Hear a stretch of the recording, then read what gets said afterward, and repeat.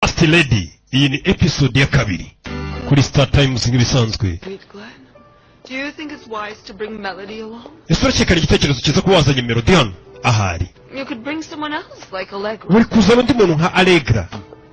Melody has worked there for a long Melody ari ahantu yakoze igihe kinini. Every part of Maldiviano. Maldiviano Ponte arayizi cyane. Niyo mpamvu ngomba kumujyanayo. As a hotel chambermaid. Yakoze icyo gihe umukozi usesa mu byumba bya hoteli. Cultural and None kuri inshuro ngo urashaka kumujyana nk'umuntu uhagarariye umuco.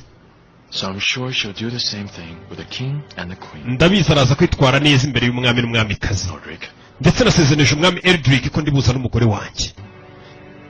King Eldrick said he will be excited. Ndetse umwami Eldrick araza kuba ashishikajwe no guhura na Melody. Humura. Glenn. Your trust in your wife is just Umugore wawe uri kumwizera cyane ugakabya. Because she's my wife. Nyine n'umugore wanjye. That's the right thing to do. Ni ikintu cyiza rero cyo gukora kumwizera mama, sibyo? You better make sure that she won't mess up the country. Ukora uko ushoboye ntaze kwangiza igihugu cy'abandi. Gushize yaradusebeje. International news. Wizere ko hariya agize ikosa akora itangazamakuru mpuzamahanga ryamuvugaho ryamugarukaho. First idafite uburyo bagomba kwitwaramo kuko itangazamakuru riba rigomba kuba rihari rikanuye rifata buri kantu kose. Biraza kumbangamira kuba ndi butindane na Madame Allegra n'abandi. Abo ni babagore bahuze aba First Lady nabo. Mom?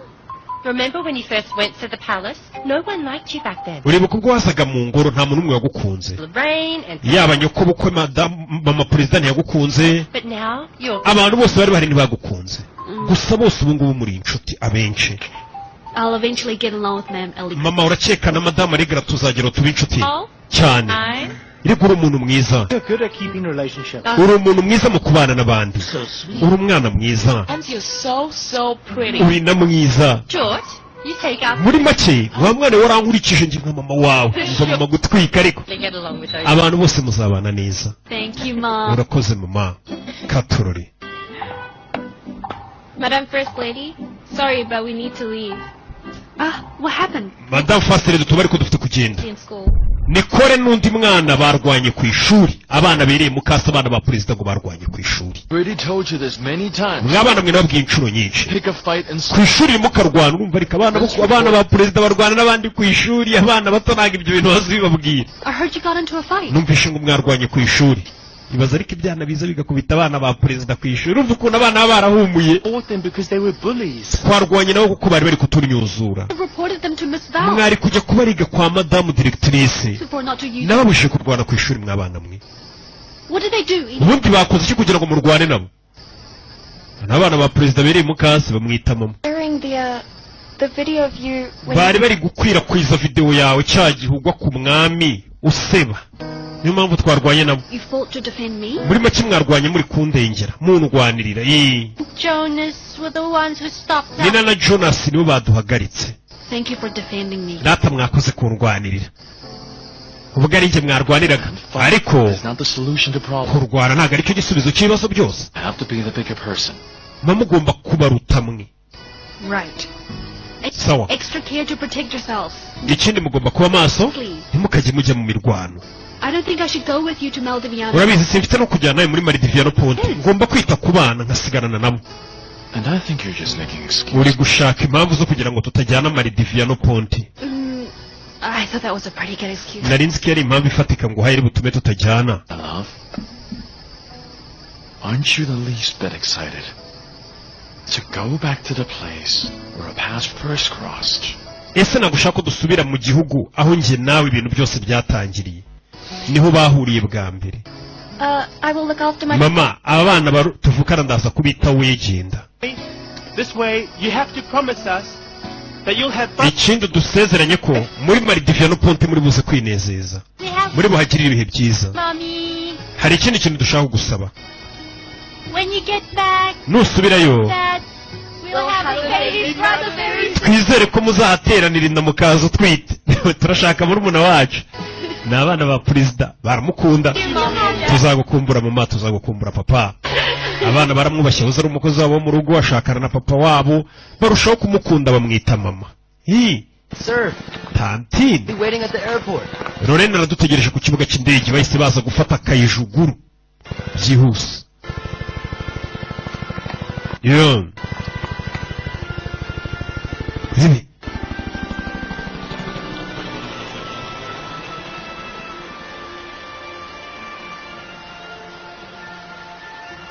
bafashe indege igitaraganya bagomba kwerekeza ngo ahitwa Maldiviano Ponte.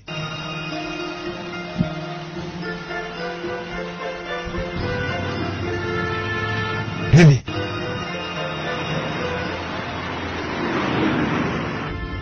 Gosh, I really missed this place. Hano nari makumbuye yarahakoze niwe yahuriye na president. Today, when I first set foot here, I was still working in a hotel. Ndibuka bwa mbere ngera hano nashinje gukora muri hoteli ni Melody.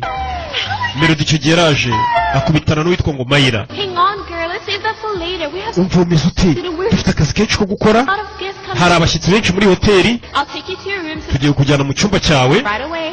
After you're all dressed up, clean all the bathrooms in this floor, okay? Icyo uri buze gukora urajya gusukura ubwiherero, amadusha, amatuwarete. Icyo gihe bwo yaraje muri Maldiviano Ponte gukora avuye muri Philippines. Kumwe nyine abantu bava mu bihugu byabo bakajya kuba bakora mu bindi bihugu, cyane cyane bakora uturimo nyine tw'amaboko tw'isuku. My love, your life now has a direction, don't you think? Ubuzima bwawe ngo bufite ikindi cyerekezo. Icyerekezo kandi cyawe cyerekera kuri njye. Yeah. You're so sweet. As for me, Lorraine, Melody, sir, I'm excited because it's my first time to go inside a real. Ewana ngenda nezerewe cyane ko ubwa mbere ngiye kwinjira mu ngoro yenyaye. For a very long time. Ariko hakoze igihe kinini nawe. Melody, of course that's different. Oya biratandukanye. Enter a palace where there's a real king. Biba bitandukanye no kwinjira mu ngoro irimo umwami n'umwamikazi. You're saying you sound so poor. Umva nawe urasebye abantu uri kwigira nk'umukene cyane. Wikwiyemera. My love. My love. Aren't you? None se ntabwo wumva ushaka kugerayo ntabwo wahiye. Of course I'm excited. Iwa nanjye byandenze. Ariko Glenn. Thinking what if... Natekerezaga. I know what it is. You're nervous. Ndabizi ufite ubwoba. Ariko hari igisubizo cyabyo. Nose. Wait. Yeah. Nose. Ngo uyu ni umukino mbega wo kugira ngo adata umutwe. So corny. Nose. Okay. Wabonye? Nose. Nawe kora kuzuri zuru. No. Bituma ngo ubwoba bushira nyine tu bari kumugira inama yo kubona ubwoba bwashiriwe ni president ari kwita kuri sheriwe. What? My wife is really very beautiful. Mugore wanjye ni mwiza. Hey, my love. Huh? My love. Play the game. Yeah. Ntago ku bakina uyu mukino. No, it's not. You're playing it wrong. Okay. What do you want? Here, let's do it this way. My wife is really very beautiful. It's not like that. You know, next time, love, I will teach you. Urabizi ubutaha nzakwigisha ukuntu bakina umukino w'izuru. You like this? Rebe ni president n'umugore bari mu modoka bagenda baganira gake. Like this. Yeah.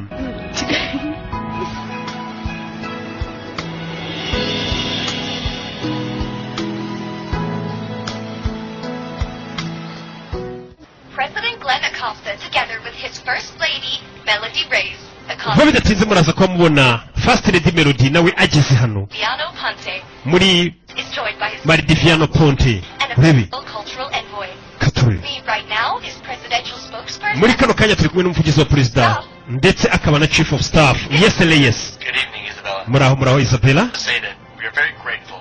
Reka tubabwire ko tubashimira rwose turanezerewe kuba turi hano. For the very warm welcome we have received. Ndetse tunabashimira ko mwaduhaye ikaze rihambaye cyane babakiriye neza. Excited and we look forward to the courtesy call of President Glenn. Our First Lady Melody. Ndetse rwose perezida wacu naranezerewe yamaze kugera hano Glenn ndetse na First Lady Melody. Long live the Philippines. Philippines irakarama. Bibi. Reporting live from Maldiviano Ponte. Hano turi Maldiviano Ponte turi live kuri ya YouTube channel. President and the First Lady of the Republic of the Philippines. Reka duha ikaze perezida na madamu we ba Philippines baza ku itapi y'umutuku. Umukobwa ku itapi z'umutuku hatambuka agwa. Afite ubwoba yisetsa n'umukozi wo mu rugo ku itapi y'umutuku muri Imana ikora ibintu. Melody ntugwe ari kugenda yongorera ugiye kwagera ntugwe mu mutima afite ubwoba rwati Melody ntugwe yibwira. You can do this? Bino wabikora ntugwe. Yeah. waje hano umwami buriya waba perezida iki ariko umwami n'umwamikazi yaba ari hejuru. Your Excellency, Nyiricyubahiro, Madam First Lady, may I present to you reka mbamurikire full young wife, the Queen of Moldavania, umugore wanjye Olga. akaba Olga umwamikazi. Your Majesty. Nyiricyubahiro, Your Majesty. nyiricyubahiro, nyiricyubahiro. Your Majesty, I would like to introduce you to my envoy. Excuse me. Yeah. This is Sir Yesireas. He's my communications You're not director. welcome here. Umva nta kaze tuguhaye hano. Hano nta karibu hafite. Niko umwamikazi Olga yamwongoreye ati hano nta karibu hafite baramwanga. President Glenn accosted. Itangazamakuru riri hano. Yes, Melody is so pretty, right? Has safely arrived in the beautiful monarchy Mom, of Moldaviano Are you Bonke. crying? Mama urenda kurira bari kureba kuri televiziyo umukobwa watambuka ku matapi y'umutuku. Umwana wanjye wari umukozi wo mu rugo bari gucana na perezida ku matapi. Murebe umuvandimwe wanyu. And I'm watching my daughter on TV. Ntabwo nakwizera ko umwana wanjye ndi kumureba kuri televiziyo. Before, she would only go to that country for work. And now, Mbere kiriya gihugu yakijyagamo agiye gukora akazi ko mu rugo none dore ari kukijyamo nk'umugore wa perezida. Hey.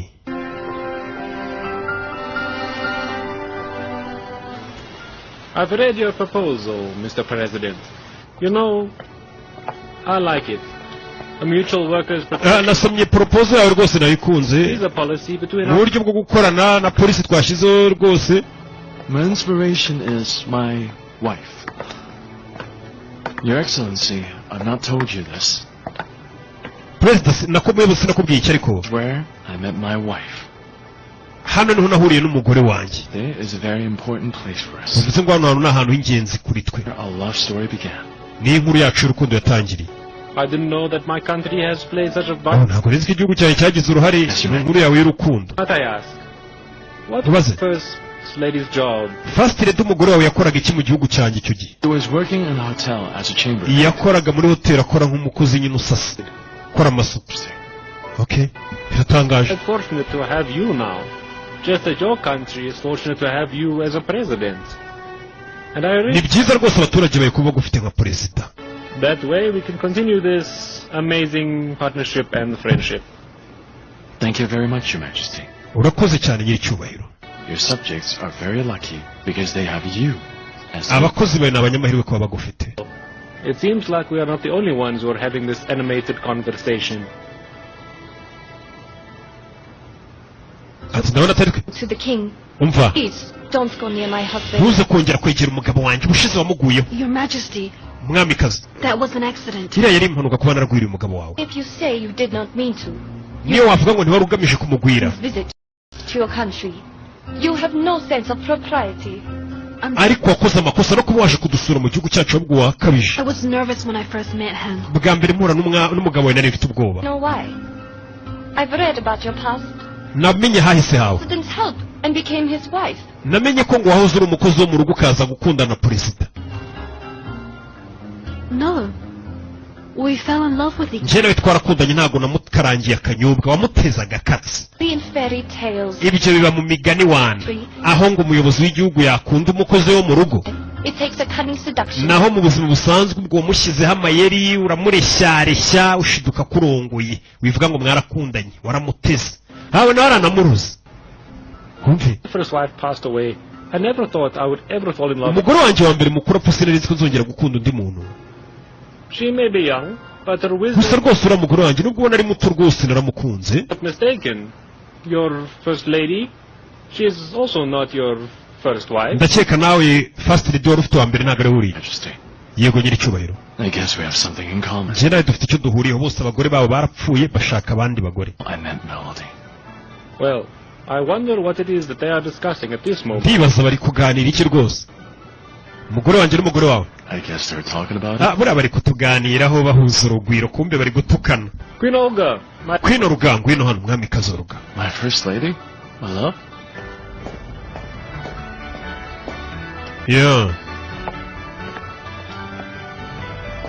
Seems like you and Queen Olga are getting along really well. Bisa nkawe n'umwamikazi Olga muri kugenda mumeranye neza rwose byahe ko bari bari kumutuka ngo nta kazi afite hano.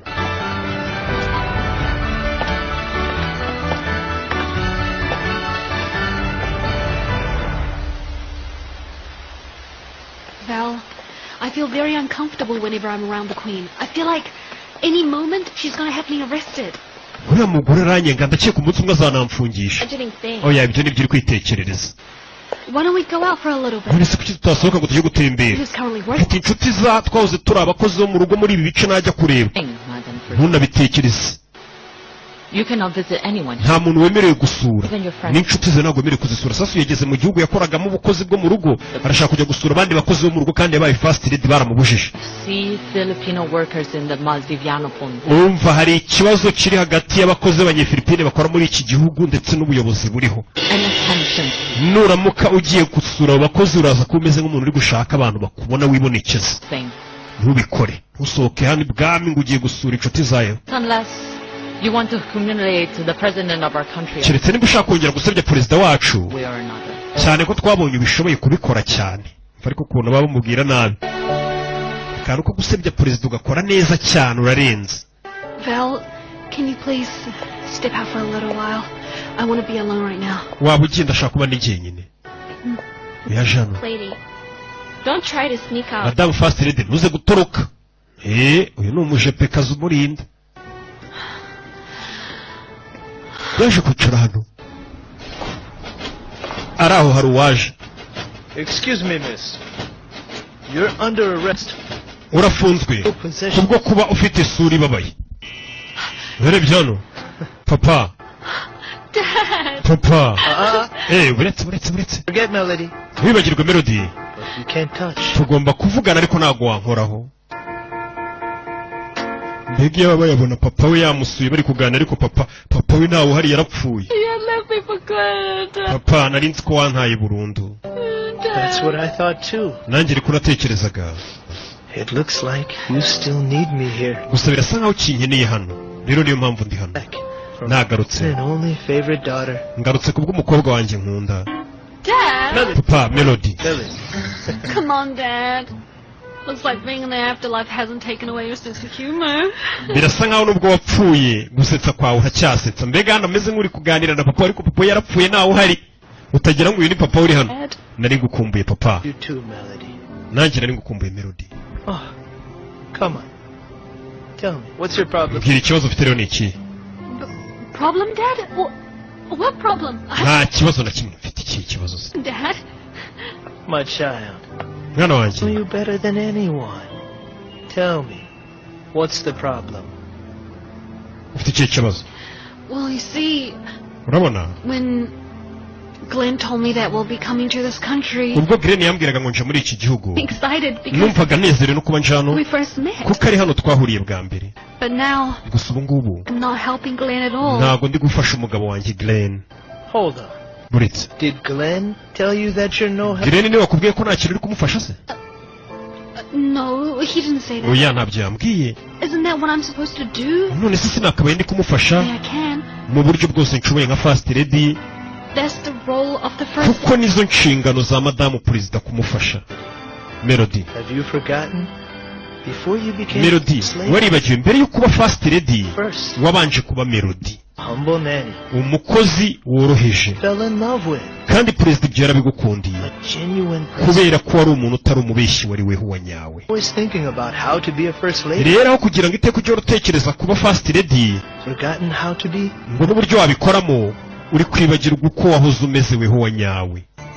Ongera ube weho wanyawe. Madam First Lady. Madam First Lady. You have a phone call. Hari umuntu uguhamagaye. Hello? Hello? Melody? We outside the palace. Turi hano hanze y'ingoro. Sohoka hanze turebe nonaha abakozi bahoze bakorana nawe. Mayla. Sorry, but I can't go out. Ntabwo naza hanze. I'm not allowed. Just come out and see us, okay? I have to go. Bye. Hey. Val, my friend I told you about earlier is outside the palace. Ya nshuti yanjye nakubwiyeho iri hanze y'ingoro. Twasohoka hanze tukajya kubareba inshuti zanjye. Inshuti ze ngo ziri hano. Poverty reduction. A solid educational foundation. Bano batangiye kuganira tugomba kugabanya ubukene, umusingi wa byose n'uburezi. N'abayobozi bari kuganira nyine ku baturage. We create foreign investment. tugomba none kwita cyane cyane ku byerekeranye n'ishoramari mpuzamahanga. You have a very solid platform, Mr. President. That is why I wish you get re-elected. Wa mugabo wengemba mbona rwose uburyo ibintu byawe bikora mu bihambaye, niyo mpamvu nifuza ko wazongera ugatorwa sha. For a while, because I must check up on my queen.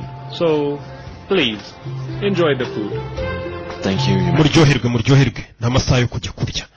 Babahaye ikaze, ni ibwami nuko barya dore ameza. Mbona nabire. Gusa Melody ntawe bari kubona. Sir. Conrad. You seen Melody? Ugeze ubona Melody ra? Sir, negative, sir. Ntawe nabonye. Melody ari. Kumbe hanze bari kwigaragambya. Ni abakozi bavuye muri Philippines baje gukora muri iki gihugu ariko bafatwa nabi bari kwigaragambya. Mwabonye Melody? Where's the first lady? Conrad, you're the president's security detail. You're supposed to know where the first lady is. Umva urushinzwe umutekano w'abakuriye bakagombye kumenya ahantu first lady ari. Nawe uri PR manager we wakagombye kumenya ahantu. So watusabye guza hano mwiteho. Right. So you should know where she is. Wakagombye kubuza ahantu ari. We won't be able to find the first lady here, but we'll definitely see two people fighting. Aho kubona first lady ndabona mwe muri gusubira nabo mu Rwanda. Melody dore abanyefilipine bari kwigaragambya baje gukora muri Maridiviano Ponte. Yeah.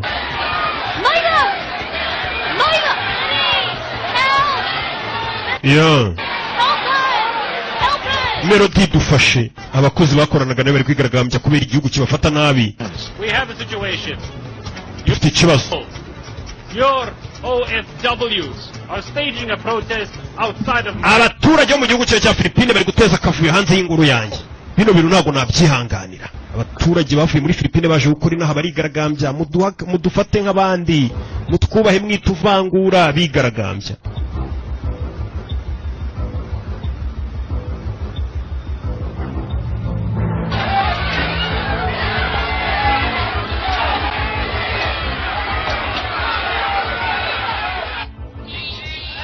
Bari kwigaragambya kuri no hano bari kureba kuri televiziyo. Mutwumve akozi duhabwa uburenganzira bwacu. We dutu. Uriya ni inshuti yacu. Tumwita Mayiro, uriya ni inshuti yacu twaze twesanya amadongo. Chikariko. Biriya biri gucora ivu ntabwo twasubiza inyuma. Mumbabarire. Ntabwo wowe wigeze umuntu uzi abantu bose. Menya uzi n'abakurambere banjye. Cyangwa ukabaza bafite icyo bapfana n'uyu kuba wigeze umuntu uzi abantu bose kuri televiziyo usakuze. Mutuze ni abakozi bo mu rugo barimo bigira banajyu. That's right. And even before Melody became first lady, mbere ko Melody aba first lady, reliable in times like this. So I'm sure yari umwana mwiza adufasha araza no gufasha bari abakozi bandi. These kinds of issues. Hey. Turi nambara. Biriya bintu se Melody agomba kubyivangamo dodo. Mwirwana ariko dufite ibibazo muri Maridiviano none ahubwo mwe muri kurwanira hano kubikemura. Uretse ku kibigaragambije bakigaragambya ari uko mama na papa bahageze. Nyine impamvu ari kwigaragambya ni uko mama na papa bahari barashaka kubavugisha. Nyine urumva abagize amahirwe babonye abayobozi b'igihugu baturutsemo baje gukora hano, mama araza kubikemura. Katurori abandi bantu ntabwo bazi gufunga umunwa. I want you to ensure that every protester is arrested. Umva buri muntu wese uri kwigaragambya afungwe. This is disrespectful. Nyir'icyubahiro. Is it necessary to arrest them? Ni ngombwa kubafunga. Mr. President. Mr. President. Forbidden to stage any form of protest in front of the palace. Niko bigenda abantu bose bigaragambije imbere y'ingoro y'ubwami. My friend is one of them. Inshuti yanjye iri mu bigaragambya. Bivuze iki? I have a friend among them. Muri bari bigaragambya ari inshuti yanjye. Just want to tell the president their problems. Barashaka kubwira president ibibazo byabo. All my countrymen, please have mercy on them. Mugirire imbabazi abaturage b'igihugu cyanjye mubumve. Others may. What they are doing is against our protocol. Ibyo bari gukora ryo kwigaragambya bihabanye n'amategeko yacu. Should be punished. Ndetse bagomba no guhanwa bose bafungwe. Ntabwo ari kuriya perezida bamubwira ikibazo kimubwira se baza bigaragambya basakuza.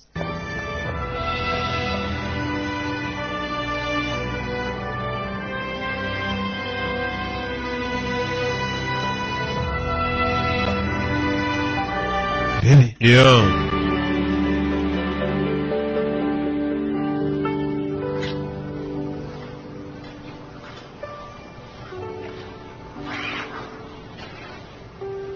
Melody. Melody. You're not going back to the event. Nta gusubira muri event abandi bari. Sure, PGA is looking for you. Well, I don't really feel like going back to the... Ngende umva nashaka gusubira muri biriya birori abandi barimo. My C-Mel in Malagra, I feel so restless. Ndumva natekanye pe. I'll pass it on to President Glenn that I'm not... Ugende ubwire PJ ko numva nameze neza. I'll just stay in my room and... Ngenda mu cyumba cyanjye nze kujya gusangira n'abandi bari bagiye. Right, I will. Get some rest. Okay? Sawa ndabikora, uruhuke.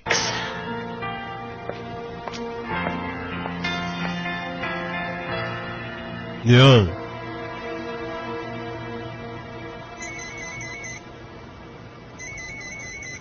Mayira arahamagara. Hello, Myla? Mayira. Where are you? How are you?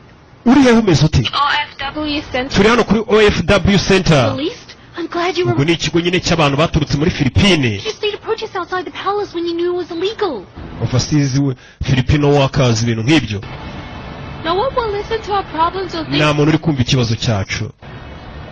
Bestie, you have to help us this... Bestie, ufite kuza ukadufasha. Ni Madame President wahoze twesanya amadongo. Waba ntabwo waba waragezeho ngo twirengagize ngwino.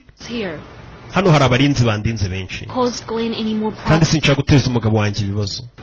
I'm really sorry I'm no help. Mbabarire sinabona uko ngufasha. Rero inshuti zitangira kwa ngo wabaye Madame President uratwirengagiza twarababaranye none nuri kudufasha kumbe nawe nta kintu yakora. Nta muntu uri kutwumva. Ndakwinginze. Basi ngwino naturebe. Muri Maridiviano Ponte urahazi warahakoze uyu mujyi turimo. Ushobora kuza ugasubira nta n'umuntu umenye ko waje. Ngwino.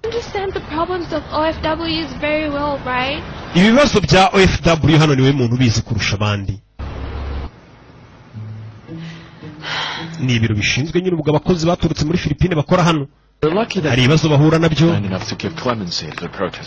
Sir, I strongly believe that the First Lady's request was... Ati umwami yaje kugeraho arikora rwose babakoze ati turakeka ko umwami kaza ruko yabimubwiye umwami yabarikuye. I want to thank her. Because if not for her, our countrymen would still be behind bars. Iyo bitaba rwose mwebwe abantu bacu bari kuba gifunze. Melody ari he baje kura Melody niwe winginze. Ntago ameze neza Melody. Arashaka kuruhuka. Melody arashaka kuruhuka nashaka kubonana nabo.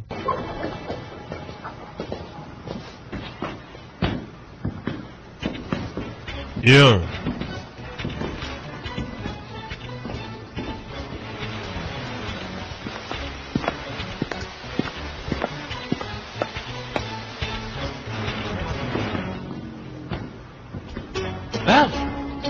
Val.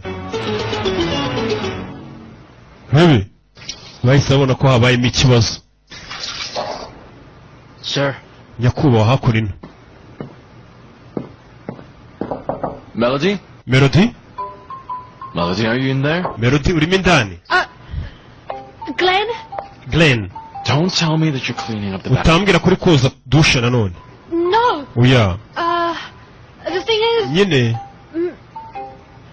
My tummy hurts very... Mundari kundya. What? Nduki arabeshya. Melody? Do you want me to come in? Open the door. Kingura umuryango ninjire. I think I might have eaten some... Oya ashobora kuba nari ibintu bitameze neza. Arabeshya atangira kwinihisha. Glenn! Ndi kwiherera.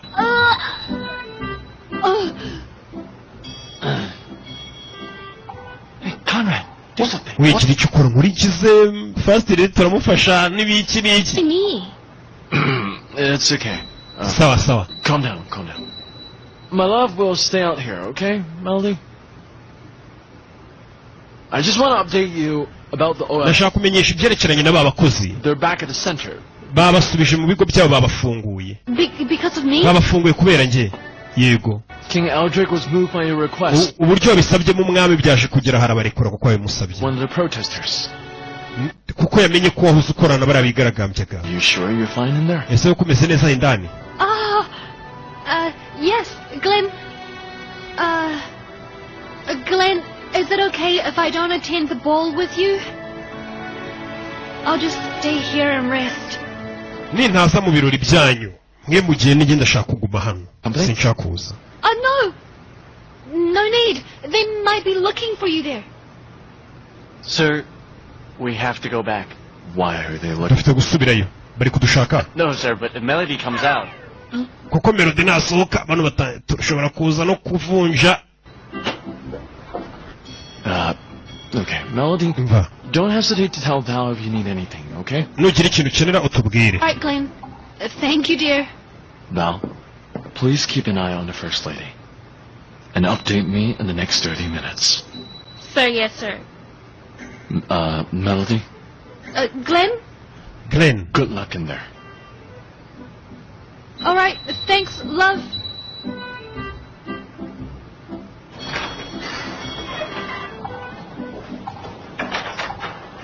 Uyisigara hano mu bwiherero.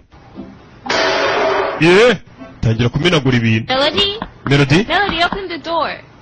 Melody, kingura umuryango. Come here. Injira mwereke. Be quiet. Ceceka. What? Kwefasha ku mazuru bite? Savuze ngo uri ku tuntu two kudiyara se twa hato na hato. Yeah? Tummy hurts, right?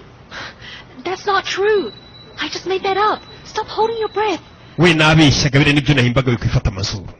Oh, well, don't look so disgusted. I swear, I made it up, see? Oh, you're right. I told you. Wait, you made it up? Why did you do that? Val, it's because... Kubera icyo wabihimbye ni ukubera ko I'm confused. Byancanze. There's somewhere I need to go, but... Hari ahantu mfite kujya. No time. Ariko ndagaruka vuba.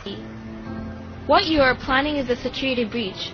Ibyo uri gupanga ni ukurenga ku mutekano wacu bishobora gushyira ubuzima bwawe mu kangaratete. Have you forgotten about my past? I used to work here. I know every cranny of this place. I can perfectly take care of myself. Nje nabasha kwiyitaho nagenda kandi nkagaruka amahoro. You're present? You're the first lady now. Umva ntabwo ukiri umuntu usanzwe uri first lady. You feel leverage. Abantu baba kugendaho uri icyamamare ntabwo ari ugupfa kujyaho wiboneye ngo first lady isohotse ngo mu buyobozi ngaragiye. Val, I really need to go to the OF. Gusa mfite kujya kureba abakozi bagenzi banjye twakoranaga. What? Ngwino basi we tujyane. Do you want to drag me into this? Do you want PGA to score us goals? Uragira ngo PGA baze kudutuka twese ubwo ni nk'ikigo wenda cy'abashipe. That is the thing. I really want to make it up to Glenn.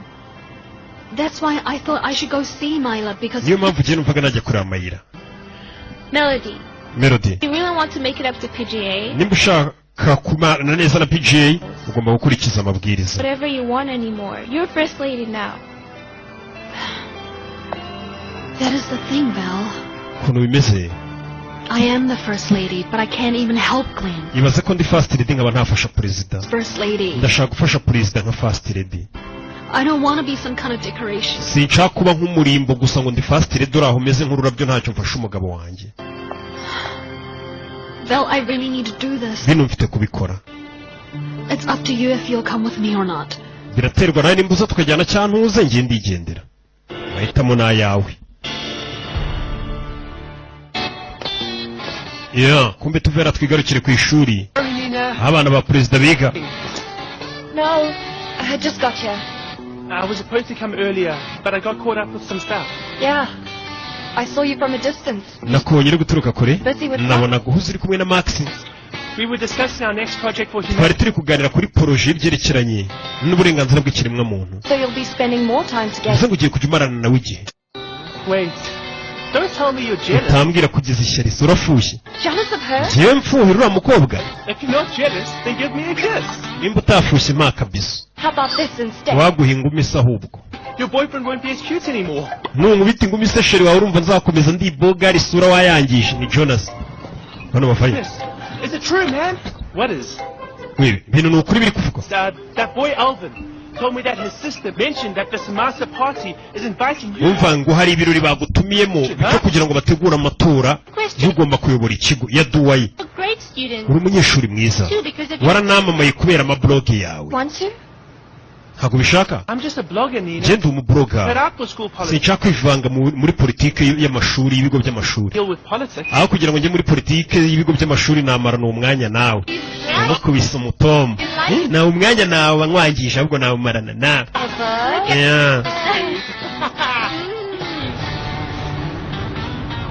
You two should go outside and attract customers for us. umva mwese rero mujye hanze mujye gushaka abakiriya uyu ni mama wa first lady yabuze abakiriya Some people walked by earlier. hari abantu baciye hano hanze ya resitora ngerageza kubahamagara bariruka gushinga resitora ni kimwe no kubona baza kurya ibyo watetse ni ikindi we murebe kuri televiziyo bashe kuri televiziyo barebe Isabel, please. This small crisis was averted because of the president and the first lady. umva ibibazo byose byabaye hano byahagaze by'abakozi b'abanyefilipine byahagaze kubera perezida ndetse na first lady we Melody And in Maldiviano were released because of her? we mwakwemera ko abaturage bagenzi bacu bo muri Filipine bari bafunzwe bari kubera Melody se we natwe tubwire Melody azadufashe muri resitora yacu mama yakwamaza resitora yacu Melody ashobora kubwira abantu baturutse mu ngoro y'ibwami bakaza kurira muri resitora yacu icyo gihe byatuma abakiriya baza ni nk'iyo kinjiye muri resitora nyine akayiriramo abaturage bose bo mu Rwanda bahita bavuga ati buriya niyigezweho niyo yizewe ahantu na rukarira nazo batangiye bati first lady azarire hano Then what are we going to do about our sales? none se abakiriya turabakura he mama aravuga ukuri Problems on our own. dufite kwiga gukemura ibibazo byacu tutiriwe turushya Melody ngo azadufashe Some long overdue fun in Maldiviano Ponte. You know very well that this is her first time going there as Enough sitting around. Stop looking for customers now. Go on. All right, Mom. Let's go. Let's try harder. Really?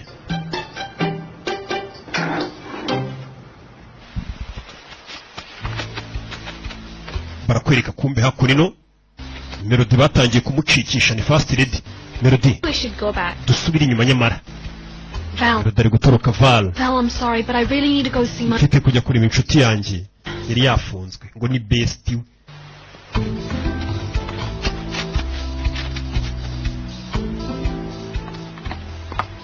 What now? There are a lot of guards. hano hari abarinzi benshi turacaye Val, do you see that truck over there? urabona iriya modoka iri hariya tugende tuyicomekemo Out of here. Huh? What? Yes, stop asking questions. Okay. twagiye ni imodoka ije gusohora ibintu 3. Let's go. 3 twagiye bahita baco baze bicomeke muri iyi modoka ibajyane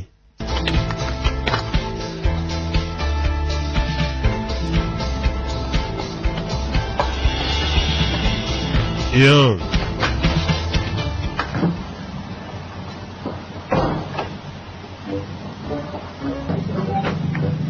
urebe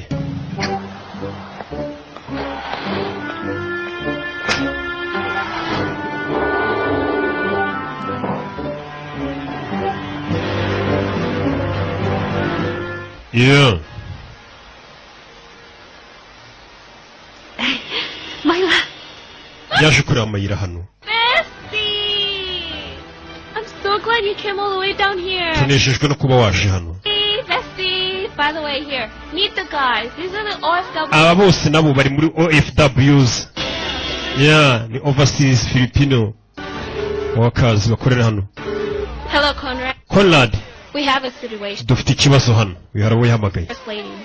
ndi kumwe na first lady first lady yaje gusuhuza abandi bakozi batazanavuga ngo yarabirengagije amaze kugerayo Friend! You know, I really miss going to the center here. I used to come here all the time to relax during my day off. And we used to volunteer every time there was an event here. Of course, I was also able to help our fellow citizens. ati nejejwe rwose no kuba nanjye nafashije Hey, it's great to abene igihugu bacu njye na perezida Of course, I'll never forget all the lessons I learned when I was still an OFW in this country. That's why I feel you, because I was in your shoes once too. ndabumva kuko nanjye nahoze mu cyimbo cyanyu nanjye nahoze ndi umukozi nkamwe It lies in our own hands. What's important is that we should work hard and we should never give up and lose hope or perspective in life. Gosh, Bestie, you really are a blessing to us. uri umugisha kuri twe batangiye kumushimira Good that we have a voice. byibura ubu ngubu turatekanye kuko dufite ijwi mu ngoro Concerns will reach the president and byibura ubu ngubu ibibazo byacu bizajya bihita bigera kuri perezida direct kuko hari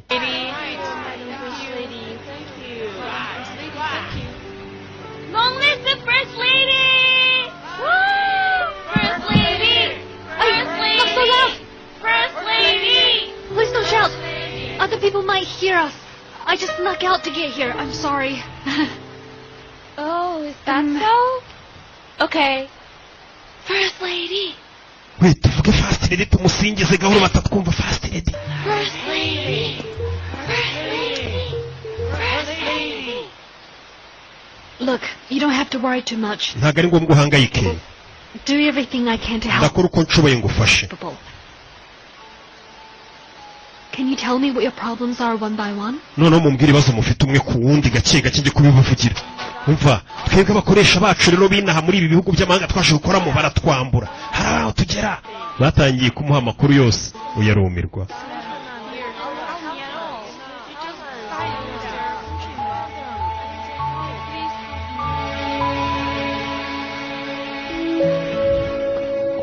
Val, hurry up. You're so slow. Look who's talking now. I've been telling you that we should leave, right? Sorry. mbabarire. Try my best to listen to the uyu problem. munsi nagize amahirwe nanafagize ibihe byiza nganira n'inshuti zanjye zimbwira ibibazo. For them. numvishe mbabajwe nabo. Oh, right. I hope the ball isn't done yet. Maybe we can still make it there. nizere ko ikirori kitararangira twahita tukijyamo tujye mu birori.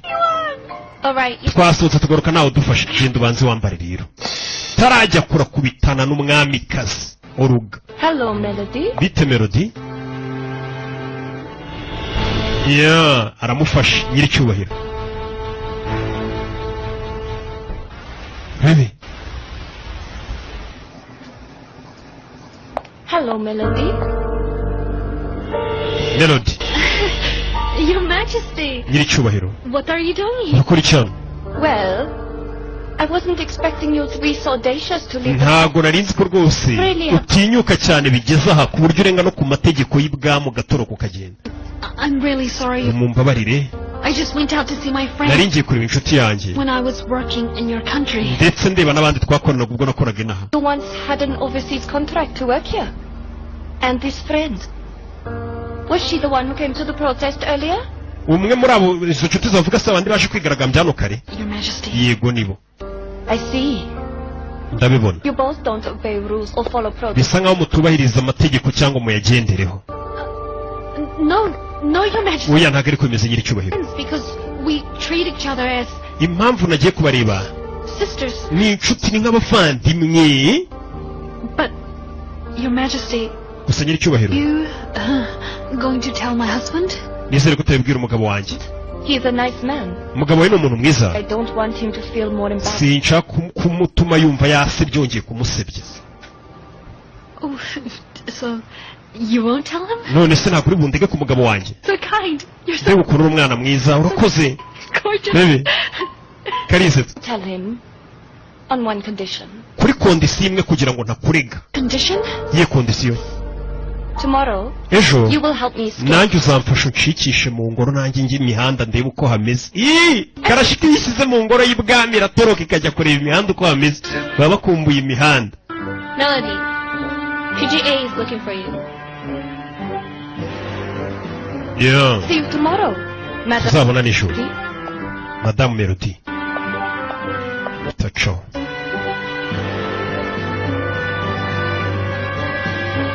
Melody, get dressed now. Melody genda ujye kwambara. Baby. Madam First Lady, where were you earlier today? Melody kare wari uri hehe? kuki utari uri mu kirori? I was looking for you. Ladies, I'm sure the First Lady has a good reason for her absence. The First Lady is spending time with the Queen to further strengthen the relationship with Maldiviano Ponte. Are you sure about that, Miss Prado? I know what the First Lady was planning to do. First Lady nzi ibintu yari ari gupanga guhera mu gitondo. Is this really who you are, First Lady? Ese uyu ni uriwe kuko First Lady? I to your husband. usigaye uri umugore ubeshya umugabo wawe. Madamu Perezida ubeshya Perezida. Perezida ari hano. Madame Ambrosia. Madame Ambrosia. First Lady Soledad. First Lady yagiye kwifatanya n'abantu Of course not. bahoze ari abakozi arabeshya. My husband. Natawe ukiri perezida ugeze ubeshya umugabo wawe. sinigeze mbeshya umugabo wanjye. No, for First Ladies like us. ntabwo bino bintu bikubereye First Lady kuba wabeshya umugabo wawe. kubeshya perezida kwe. Mr. President. Perezida. Went to the OFW Center. ndabimbizi ko umugore wanjye yagiye kuri OFW Center. yagiye guhura no kuganira n'abaturuka mu gihugu cyanjye. nari mbizi senate. nari mbizi ntabwo umugore wanjye ari umubeshyi. barasebye shaho. bari batangiye gusebya Melody ngo yabeshye umugabo we. none umugabo aravuze ati nari mbizi umugore wanjye yagiye. bakore namwe bagabo mwareka nkavugana n'umugore wanjye twenyine. tabikubita baco.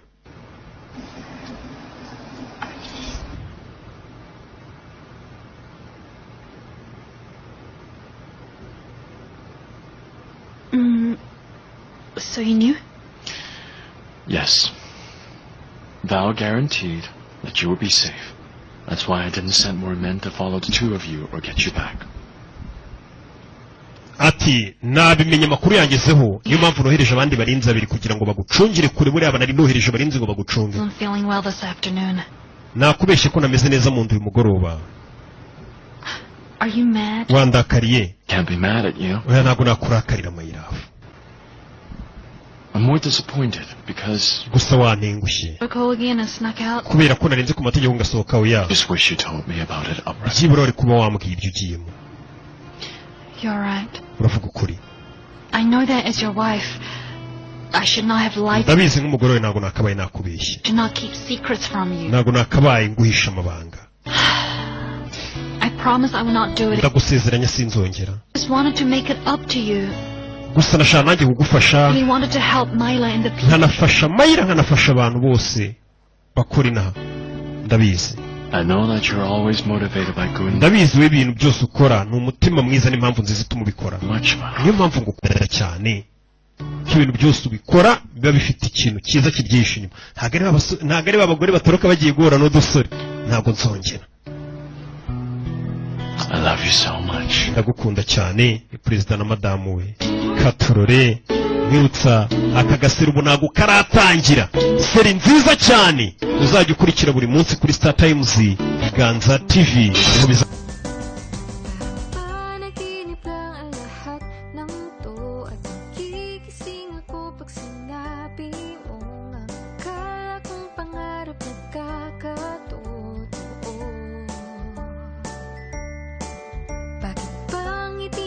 Sa'kin ay iba tayo